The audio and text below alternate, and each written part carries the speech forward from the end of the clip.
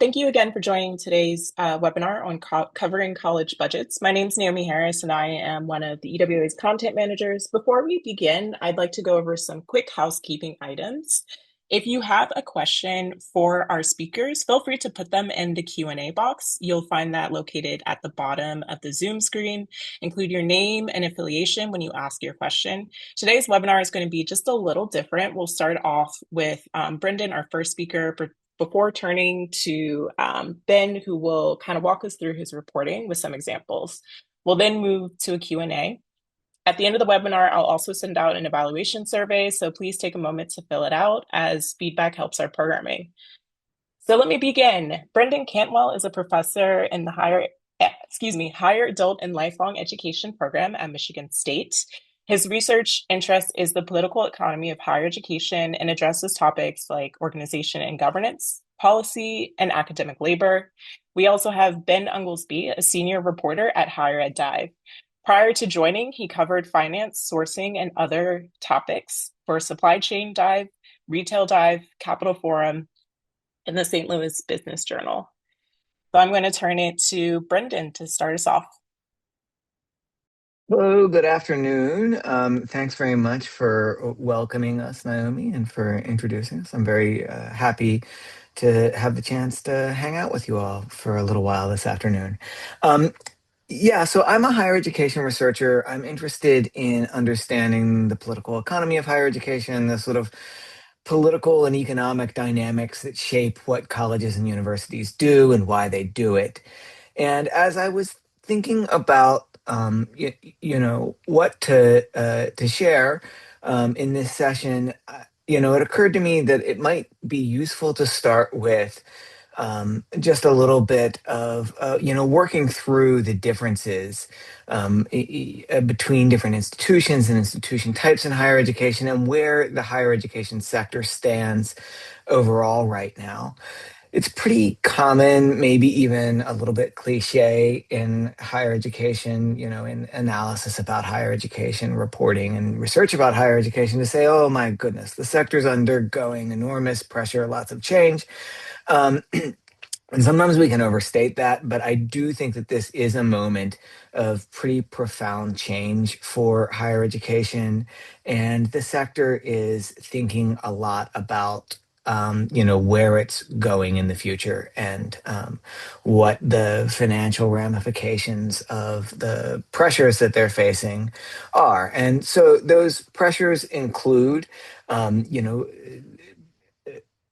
a question about public confidence and public opinion about whether higher education is providing a good value for students, whether it's a wise investment for families and for states.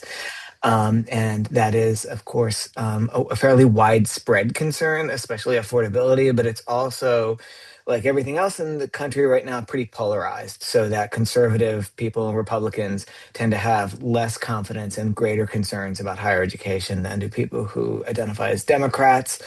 There's also the challenges that are presented by technology and AI. I think that this is unfolding, and we don't really know the extent to which those challenges are going to present really big changes to the way higher education operates, but that's clearly part of the landscape, as are, these things that are just very commonly identified. Changes in the workforce, the early career labor market in particular is pretty challenging right now, and the kind of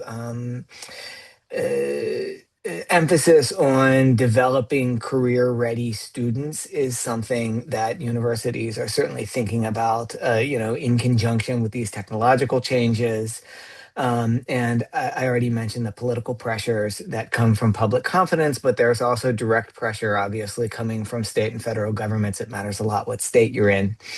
And the federal pressure, seems to have stabilized a little bit relative to where we were a year ago, but is certainly something that is really ongoing. And we can talk later maybe about some of the changes to student loans and some of the changes to accreditation that might really matter for universities in terms of their bottom line. All of these pressures are separate, but they interact. And they're all real. But the hype and discourse around them is sometimes overwrought. So as reporters, sorting that out, like the real aspect of this versus the kind of near hysteria around some of this as I think a challenge. Is a challenge for researchers. I think it's a challenge for reporters as well. And I think it's important to remember that not all of these pressures will affect all campuses in the same ways. And so while the whole sector might be experiencing some mix of all of these, individual campuses will be experiencing them in particular and distinct ways. Those differences will break along a number of lines. So obviously the public-private, nonprofit and proprietary sort of, the private nonprofit versus public versus proprietary sector, those differences really matter. The 2 year versus the 4 year divisions matter. Research universities versus other types of universities really matter. There's, a lot of concern about the cost of attendance at more traditional types of higher education, more traditional universities. Um, but the demand is also more stable at those places. So if you look at enrollment at major public universities and at fairly well established nonprofit um, y- universities, this demand is both pretty strong and fairly invariant. When you start to look at more career-oriented institutions, including 2 year community colleges and for-profit institutions, that's where you see huge volatility in enrollment and where things can change really quickly for the sort of the outlook of those institutions. It's not to say that there aren't pressure on more traditional providers. There certainly are. It's just of a different kind. Um, and the situation in states, when you're talking about public higher education, often really matters, right? So public colleges and universities really like to talk about state disinvestment and tuition's going up because the state's providing less money, and this is a real challenge for us, is that the state's providing less and less. And overall, this is, true. State investment covers a smaller share of um, of overall revenue, of overall expenses, I should say, than it has in the past. But there's really a lot of variation depending on which endpoints you pick, right? So state funding goes up and it goes down. And whether you're talking about overall funding or funding on a per student basis, those are all nuances that really matter to try to sort out exactly what this funding picture is and what it means for institutional viability. And different states are in really different situations in terms of state investment. So all of those things really matter when you're thinking about, covering stories about particular institutions. Understanding the history of investment and disinvestment in the particular state matters more than the overall narrative, I think, about like the direction that state funding is going, or the direction that tuition is going. It's really contingent on the individual institution and the state.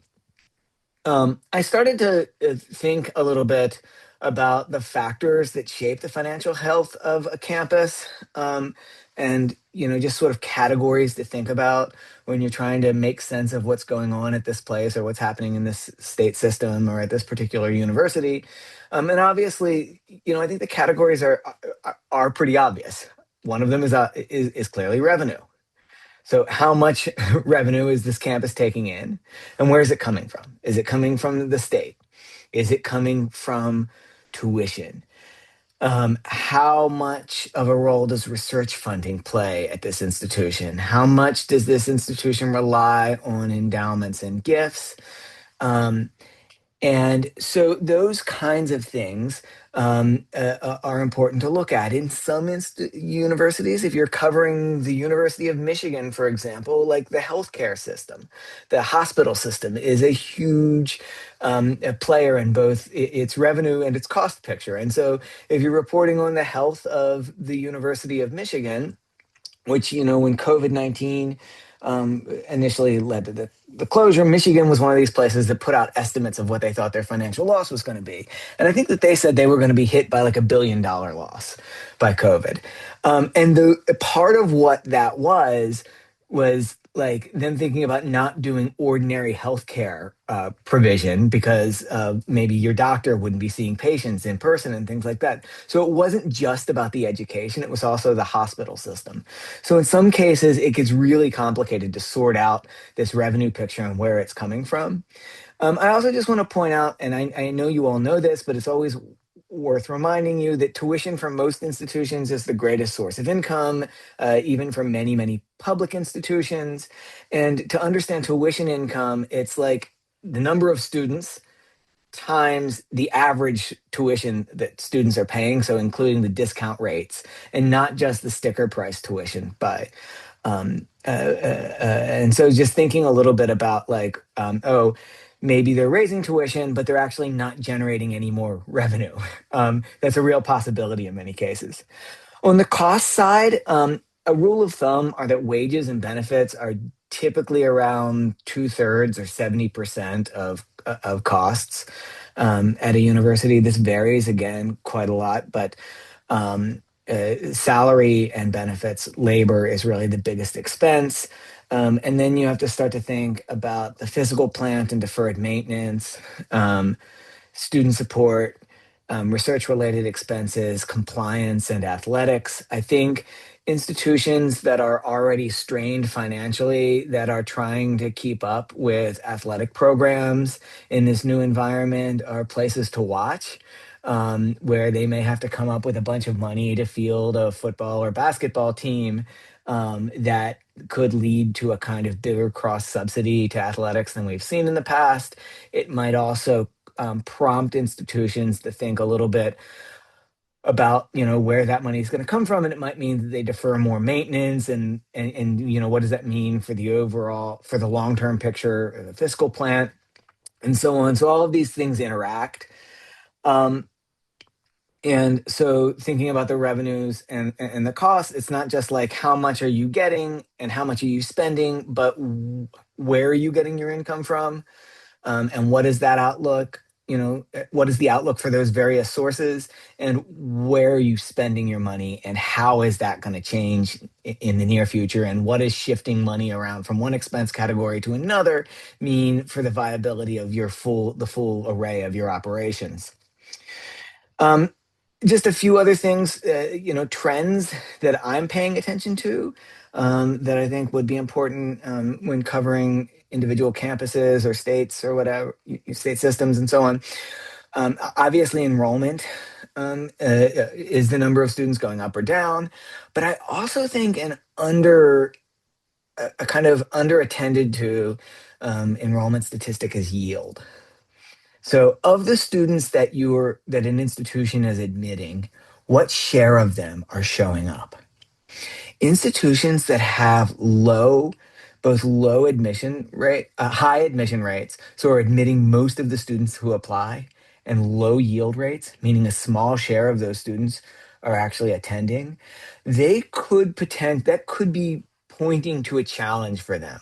Like they're really struggling to get enough for enrollments to meet the targets that they need for to stay viable for finances.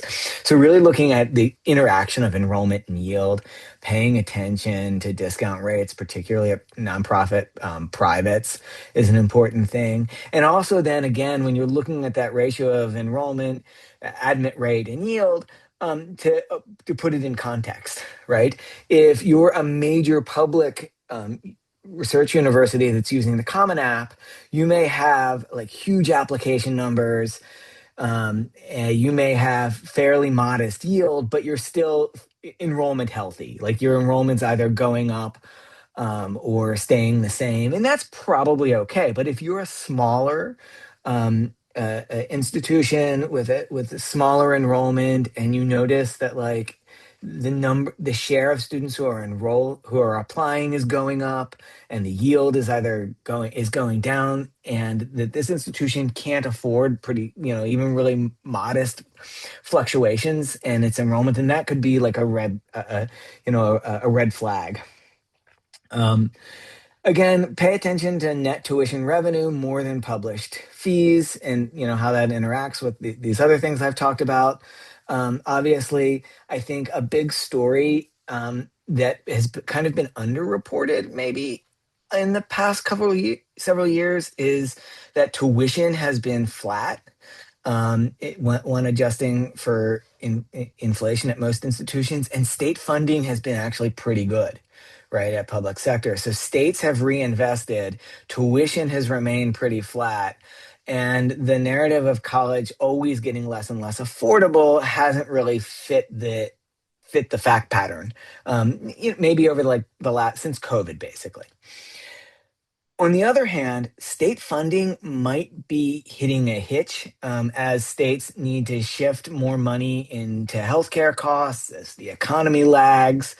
And it's not clear if institutions will have the political runway to raise tuition, both like market power for private and for-profit institutions, and like regulatory capacity or political capacity for public institutions. And so this is something to watch. Like if funding starts to shrink back, if some of the restrictions on student loans and borrowing start to eat into institutions, and they're unable to raise tuition like they did in the 90s and the early 2000s, what does that mean for the financial viability of institutions? Um, and um, stories that I think are kind of wonky but interesting are healthcare costs are really going to eat into institutions. I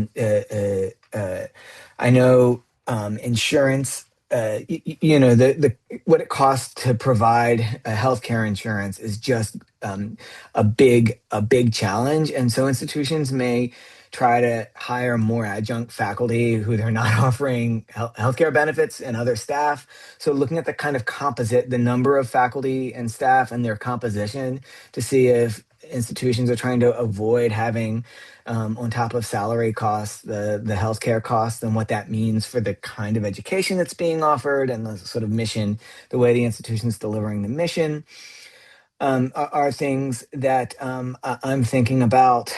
And my last 2 points here are one, are what are some questions that we ought to think about when cuts and restructuring are happening? And then what are some of the longer term questions that individual cases might help to illuminate? So when you're looking at specific instances of budget cuts or restructuring, some questions that come to my mind are like, a big question is this something that the institution needs to do, or is it something that it wants to do? And either it wants to do it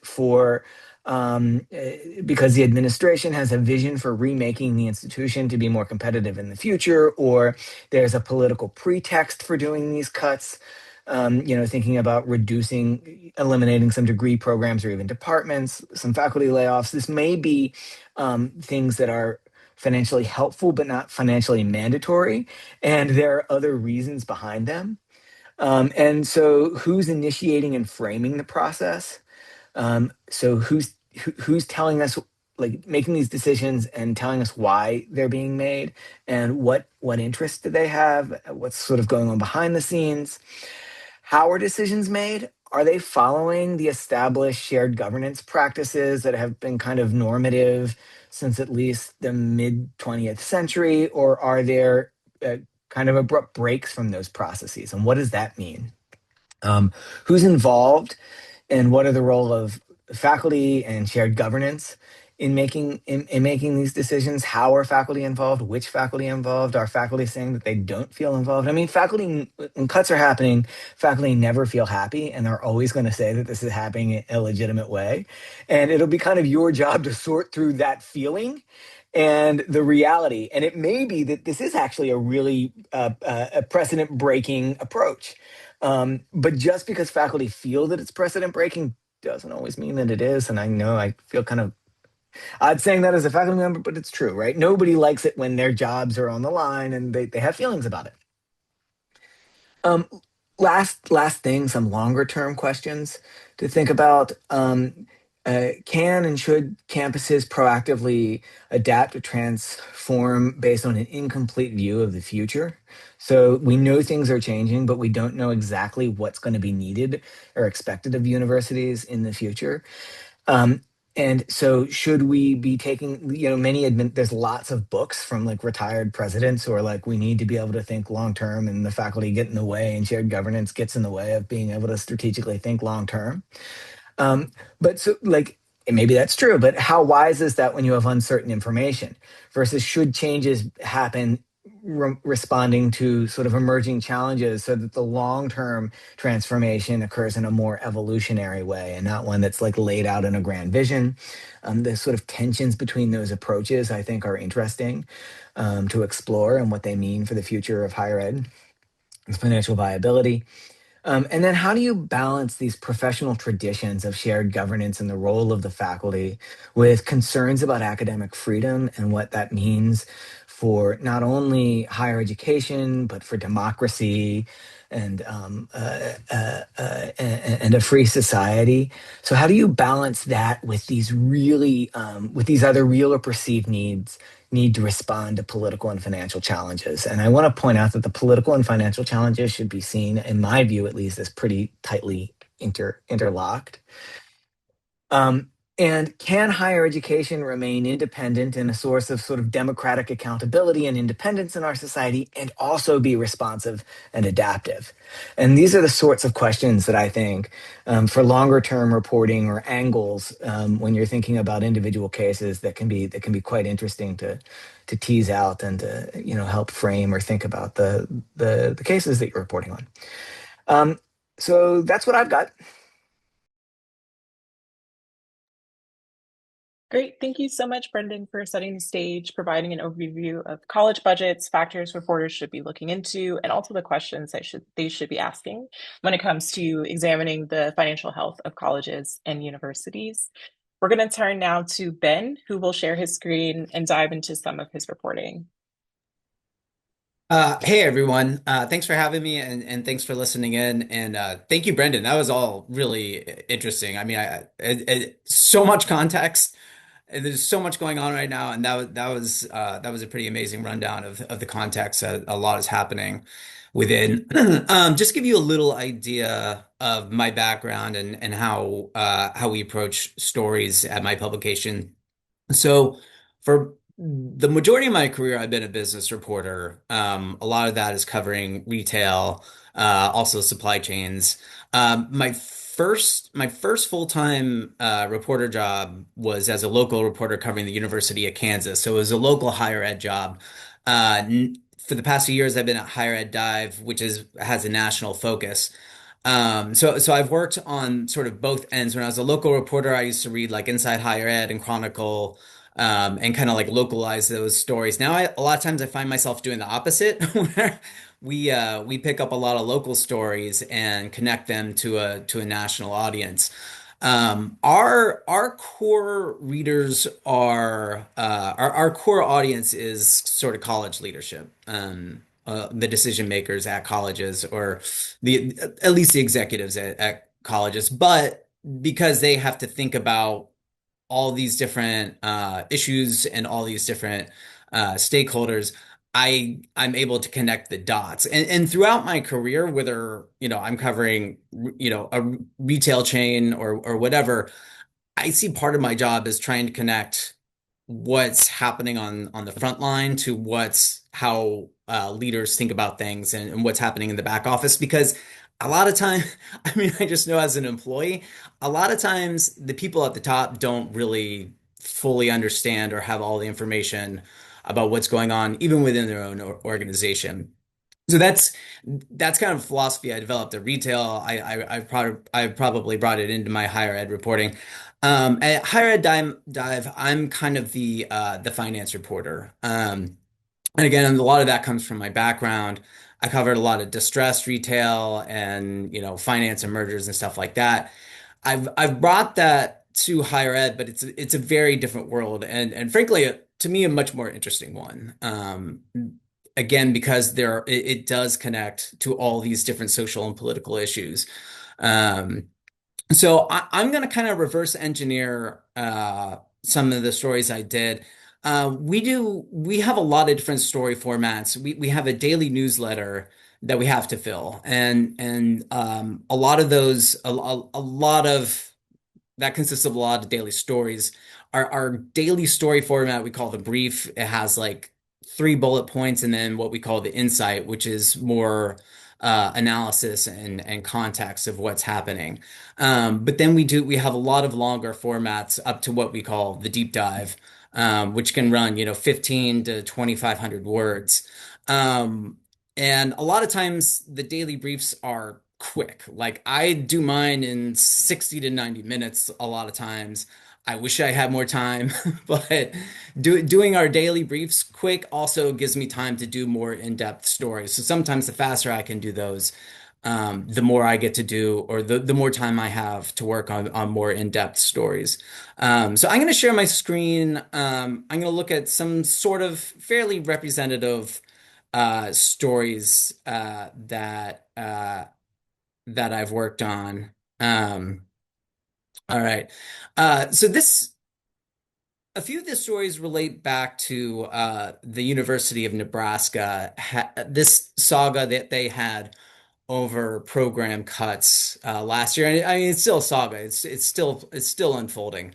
When I say I cover higher ed finance, a lot of my job lately is unfortunately covering program cuts, covering layoffs, covering college closures, especially with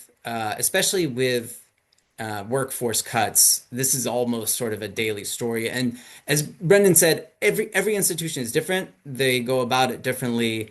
They're doing it for different reasons. So every story has nuance, which makes it, if you're a national reporter writing about a bunch, it makes it very difficult. Local reporters uh, probably have more, it might be a little, you have more institutional knowledge about that one particular university, so you can bring a lot more sort of history to bear. A lot of times I'm dropping in and learning as I go. Um, so so in September, University of Nebraska Lincoln, that's the Nebraska flagship. They announced a plan to cut six academic programs to meet a budget number, basically. They basically were mandated from their system leadership to meet a certain amount of budget savings. Um, and this was later reduced through a process to four academic programs, but it still caused a lot of controversy on campus. And I think there's still a lot of hard feelings playing out. So this was our daily brief about the initial announcement. Um, you know, a lot of it, I'm going to be honest, came from the memo from the college leader, the university chancellor at the time, who did not. I don't think he survived this clash. Even though they accepted his final plan, there was a no confidence vote later. He left the university. It was a rough it was a rough period that I think that's probably the main reason why he departed the university. Um, so this story just kind of lays out the basics, the programs that they're cutting, the administration's reasons why, um, and uh, I can take you to so UNL has a dedicated budget page. Now, a lot of especially big public universities that are going through an ongoing budget process will have something like this. And it's kind of a central page. And here they even set out like first thing you see is their rationale for the cuts, and the metrics that they're using, which were deeply contested by faculty who are affected. Timeline. This is very helpful, honestly, as a reporter, and it's not made for reporters. It's made for their internal stakeholders, but it's also public facing. So there is definitely like a communications and PR element to it that you have to be mindful of. And also what's very helpful is like past messages. So I do this a lot where, I'm trying to learn, I'm dropping in on a college that's making cuts, and I have to kind of work my way backwards through leadership messages, to understand, how they got here, what the overall context is. Um, so again, this is a singular perspective, but it usually you can trust the at least the over, the superficial facts. Um, as we got deeper into the story, we had a chance to hear from faculty. To be frank, some faculty reached out to me because they'd seen our earlier story. And they were some were AAUP members, some were just affected faculty members.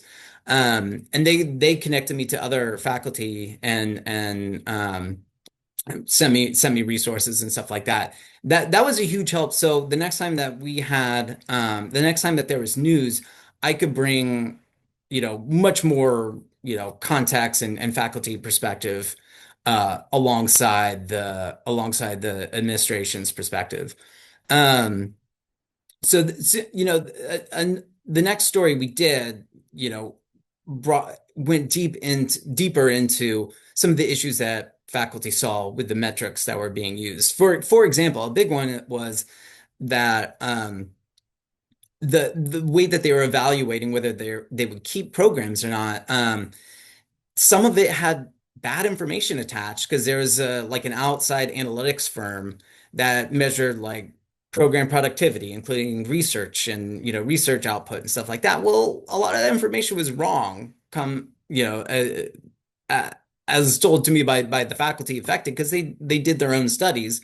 They knew this, the papers that they published and stuff like that.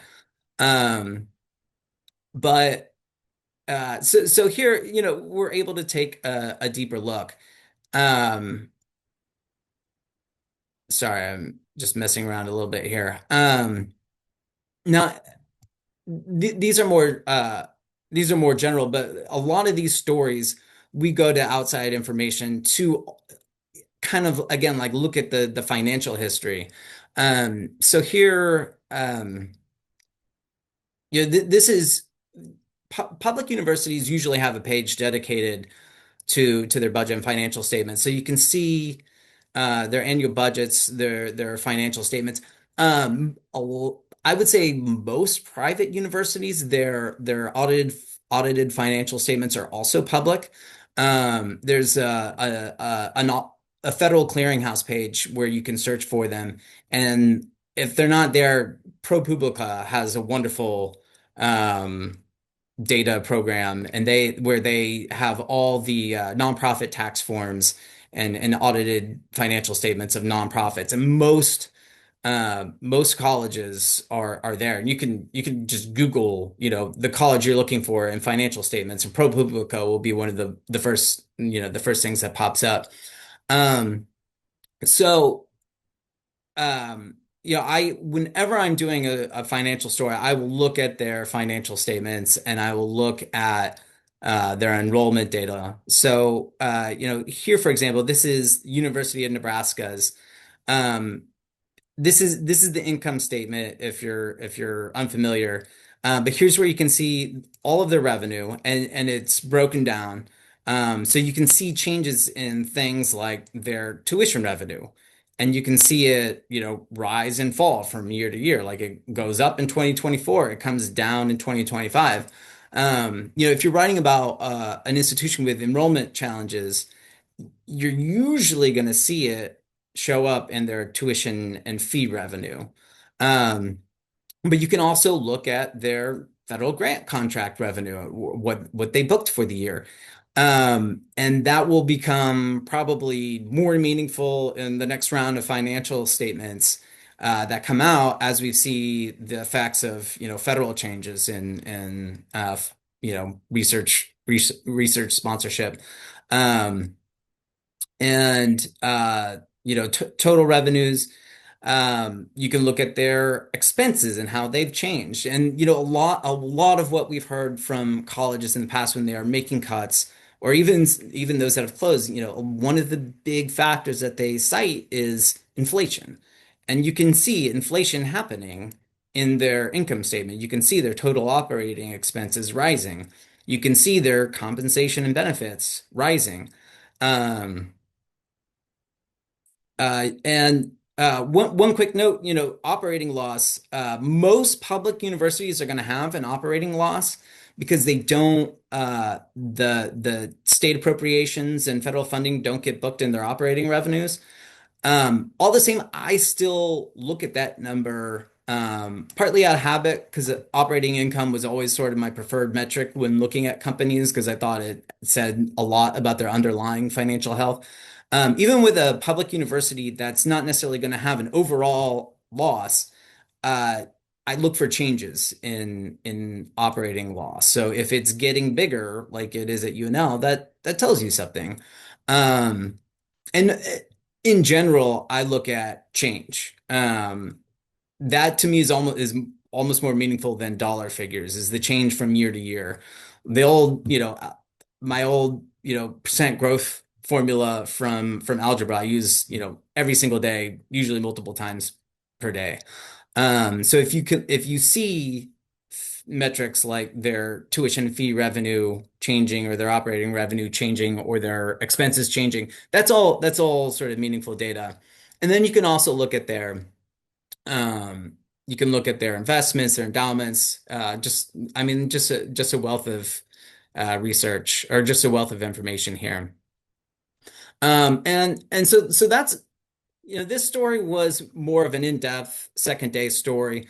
It also it hasn't been published yet, but we've done what went on at UNL kind of inspired a deep dive looking at just how colleges measure the cost and revenue of a program or the cost and productivity of a program. It's a very contested area. Like it's nuanced. A lot of it is accounting.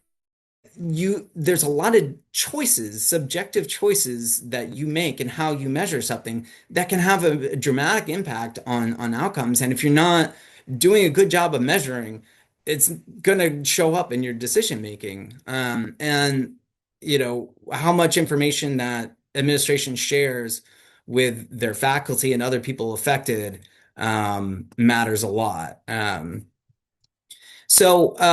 story I'll touch on. This is a college closure story. Here again, this is our daily brief. So it's a fairly quick story, but these come up. And here again, I look at a lot of common data with both UNL and the Lord's University closure and just about anything else I write. I look at the iPads enrollment data, and it has a lot of other data on colleges. It has faculty and staff levels, it has graduation rates, retention rates. I mean, it's a wealth of information. Um, but it can show you can look at historical data um, and there again compare its changes from year to year. So for example, you can look up Lord's University and see and you can come at this data from different directions. I found out.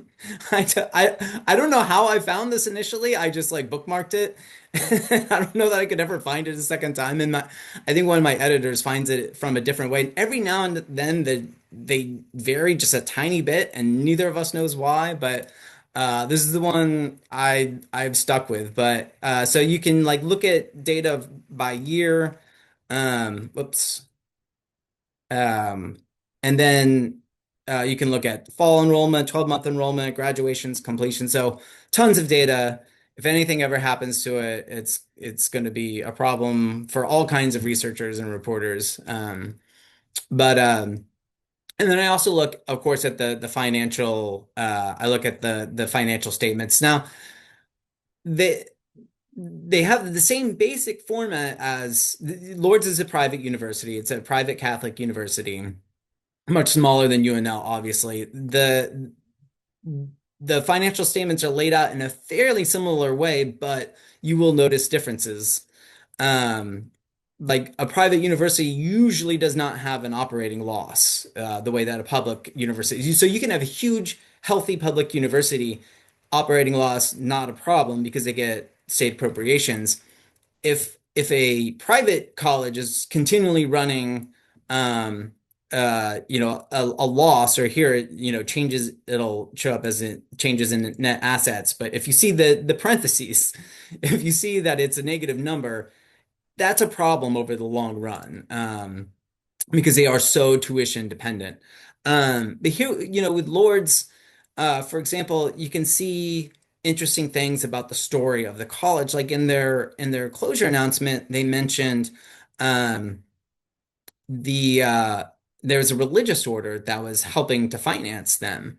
Um, they said it was becoming a mounting financial burden for the religious order to help finance the college. Well, when you go to their financial statements, you can see that.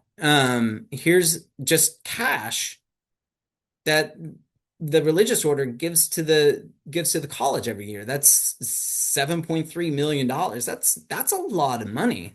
And also you can put a number to it where the press release won't. But even if you had, if you're an enterprising reporter and you're looking for stories and you're just messing around in a nearby college's financial statements, you might see something and be like, huh. That's a lot of money. Like, what is the relationship between these two entities? Um, what would happen if something happened to that money? Because you can see it's a huge chunk of their overall revenue. Um, you can see right away if anything ever happened to that, they would be in the red, pretty quickly. So the financial statements can tell you a lot. And they can tell you a story again when you look at those changes year to year. Um, and I think that's my my basic sort of presentation, but I'm happy to answer any more specific questions.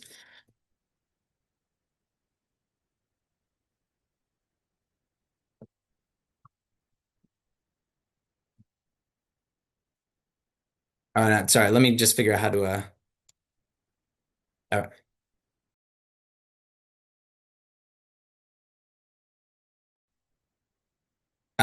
and we can start taking questions from the group as well.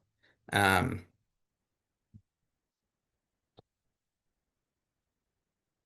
and if there aren't any yet,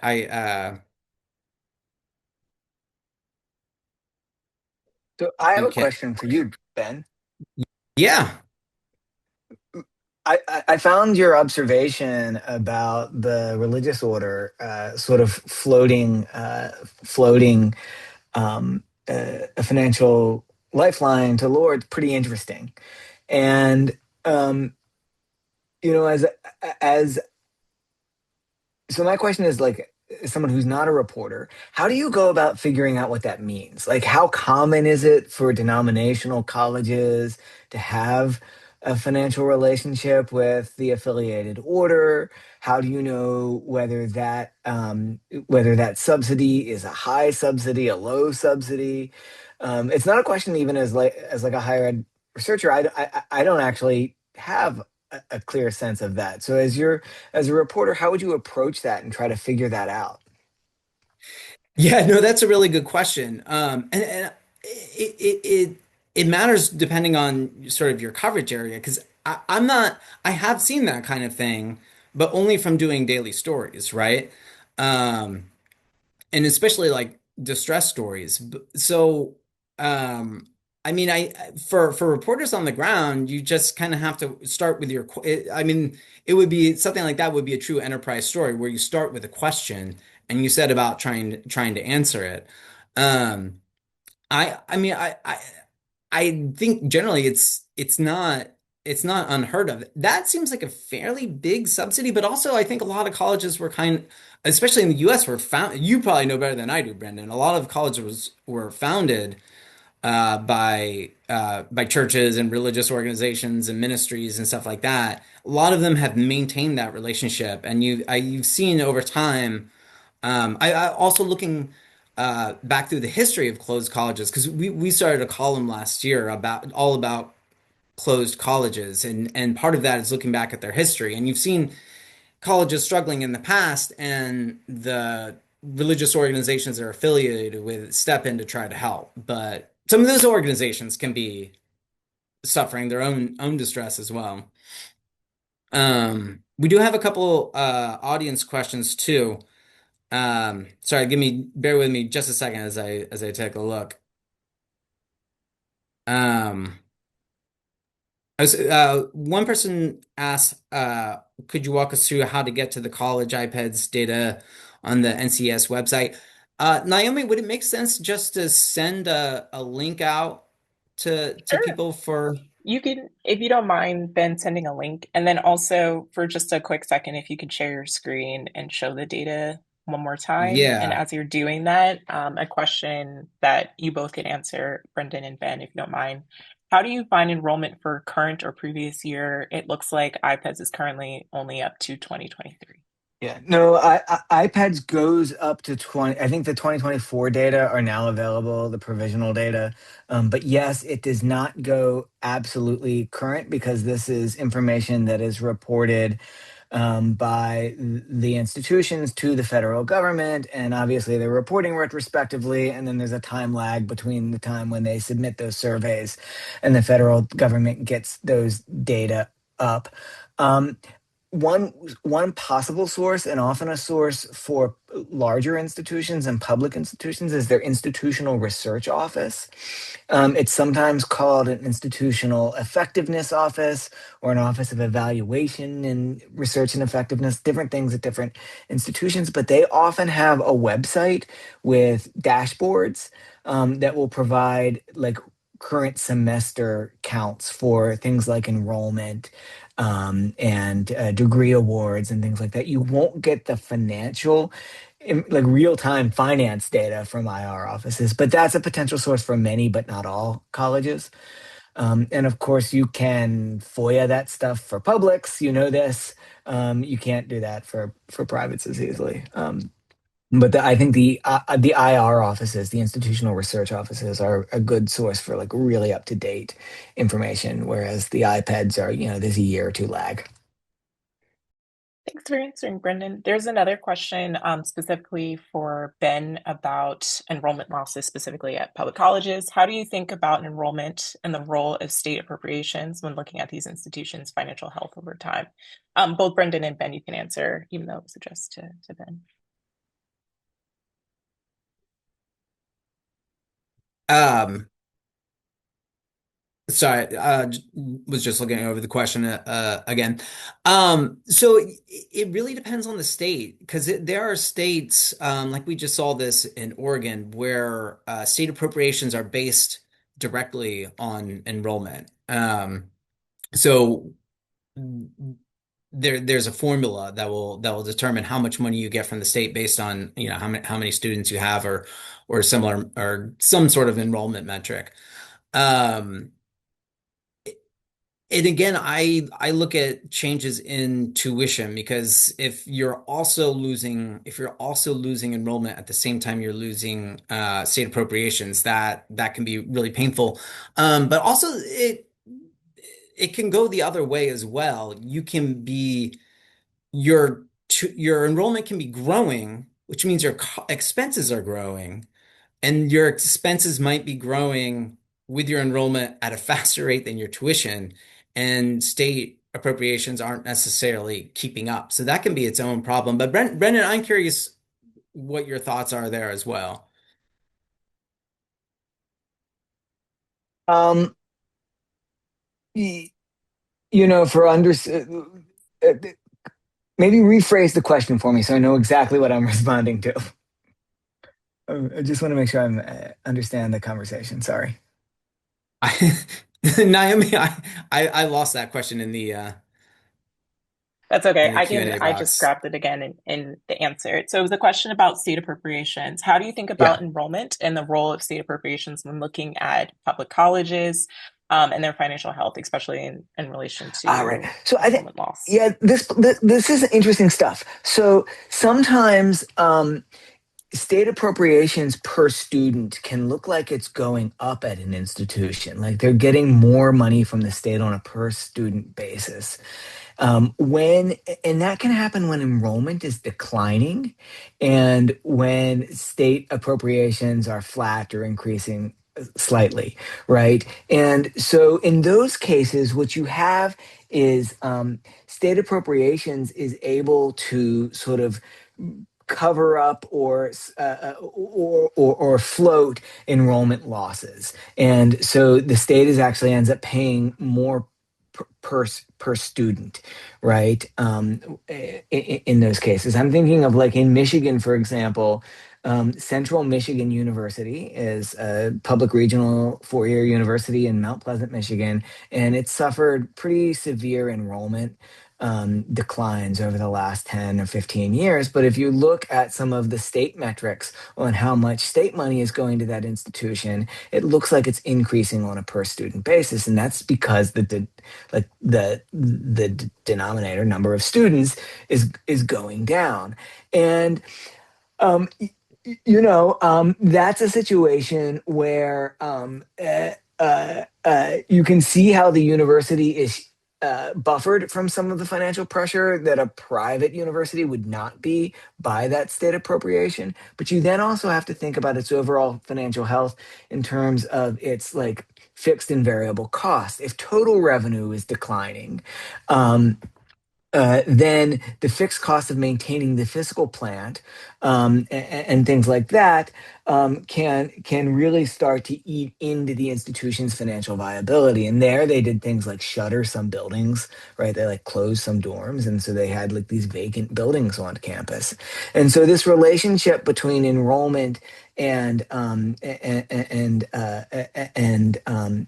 state appropriations and state appropriations being able to cover some operating loss when you just think about the enrollment, the kind of market income it gets, tuition income, and so on. I think. Again, as Ben has pointed out, you just have to look at the specifics of the campus and get into the numbers and the history in that campus, and think about like where are the sources of pressure if this place is facing pressure, and what are its sources of resilience. And state appropriations can be in some cases a source of resilience for places. And I do you see see another question the, here. okay, you got it. Sorry, go ahead. Oh, no, Uh, no, I just wanted to make sure you saw it. yeah, there was someone here also asking about other places to look for financial pressure on a specific college or university. I think you got at that a lot, Brendan. There again, I think going through all the lines of financial statements and budgets helps a lot. And looking for changes. I think wherever you see things change is something to dig into a little bit further. You mentioned, Brendan, that iPad's data it lags. So do financial statements. I'll point that out. Like right now, what's out are I think it was the fiscal 2025 financial statements. Those fiscal years ended June 30th. So a lot has happened between June 30th and now. Um, so the financial statements don't tell you everything. Budgets can be more up to date, especially at a public university where they don't only publish their budgets. A lot of them will also update their budgets quarterly and present those to the board of trustees. And when you can go to the board of trustees sites and look at what are their current estimates and current actuals, those can be useful as well. And if you're local and you're on the ground, you can learn a lot by even just like walking around and just looking at visual data. Where you see like dilapidation, there could be financial stress happening. If you see a campus that's constantly under construction, they're probably in fairly sound financial shape, but maybe not in 5 or 10 years if they're overexpanding. Because or loading themselves up with debt. Yeah. yeah, yeah. But yeah, just like visual data can tell you a lot, and talking to folks on the ground, and talking to faculty members and asking them what have they seen in their budgets, and changes that they've seen. One Um, other thing, if I could just jump in with Katie or Caddy's question about, some professors feel like their program is being cut or neglected, and yet the financial data don't appear to show this.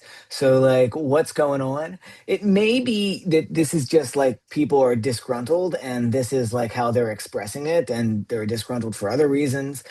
It could be because the institution is investing new money into initiatives that are remote from what they're doing. And so they see these investments happening elsewhere, and they're understanding themselves to be in relative decline to other areas, even if they're not in absolute decline. One other little indicator that I would suggest for like thinking about financial stress could be teaching loads. So if faculty are being asked to teach more classes per semester, if they're being asked to teach larger classes, and if that's happening, in specific units or across the board, that can be an indication of the university with labor being the biggest cost, the college or university trying to um, uh, uh, uh, uh, bridge gaps by getting more out of their employees so they don't have to replace people when they retire or leave, so that they can let go of adjunct faculty, and have the permanent faculty pick up more of the teaching.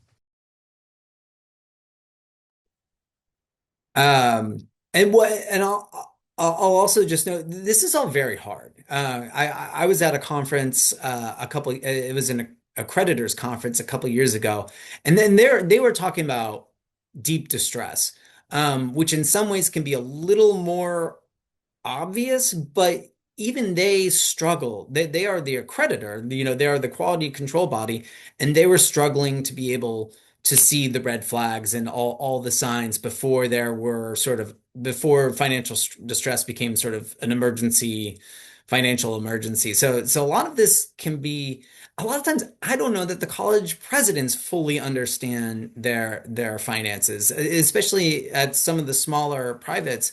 Because I've asked people that. I mean, I've asked other college presidents, like, do you think your peers fully understand the financial life of their institution? And a lot of them are like, probably not. Because it's complicated, and a lot of college presidents don't necessarily come from um, financial backgrounds, which is good for the institution, but also it can be, it might mean that they don't have a full handle on everything that's going on and all of their various, accounts and every aspect of their financial life. Um, Someone asked a question about universities with multiple campuses, if they're required to report financial information for each of those campuses. I'm gonna give an answer, but check me on this because I could be wrong, but I don't think they are required to for the purpose of their financial statements. Now, by searching around, you might find little tidbits that can be helpful. If it's a public institution, they may talk about it elsewhere, in their presentations to trustees and their budget pages. Um, Faculty governance meetings can be helpful. Every now and then, administration will come and present to the faculty, and sometimes they'll say things in those meetings that they don't necessarily put in their public-facing documents. I got very excited once as a local reporter. A number I was trying to figure out for a very long time that I couldn't even get with a FOIA. An administrator just mentioned it in a meeting of faculty, and I was sitting in it. So sometimes you have to dig a little bit around, but I could be wrong on that multiple campus thing, but I don't think I've seen them broken out in final statements. I'll Right. just say Sorry guys, for we're at oh, time. okay.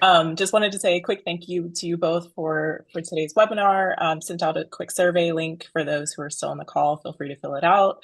And I will also send out the stories, resources, and other things that have been brought up on today's webinar. Thank you all so much. Thanks. Bye. It was great. Thanks.